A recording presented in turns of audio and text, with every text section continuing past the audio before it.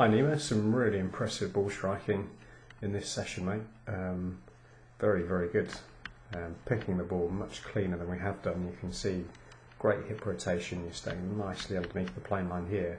The one thing I would say is we're just trying to keep it a little shorter. This swing just gets a little bit long, you can see, and this creates the very slight issue. Some of the strikes have been great, but on the ones you don't hit so well, it's because of the excessive length in the backswing. So essentially, if we were to stop the swing here and start the downswing, the body, the club will sit much more underneath the plane line straight away, and the body will, essentially the hands will get to the ball before the club head does. But when you swing a little bit too long, can you see the body very, very subtly is starting to move laterally?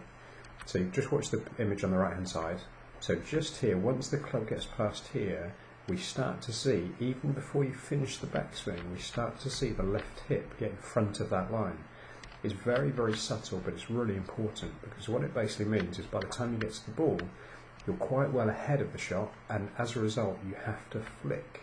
So you can just see on the way through, there's an element of flicking the club head, so you can see we want, in an ideal world, the swing would be a little bit shorter.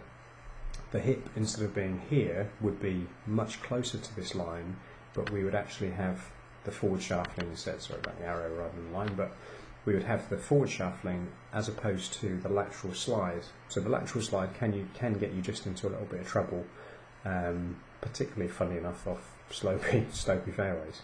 But you can make an immediate improvement on that just by making the swing a little bit shorter. So the width is there, which is great, but as I said, it just gets a little bit too long. So just look back here, look how straight the left arm is, beautiful position, because obviously there's huge rotation through the hips, which is excellent.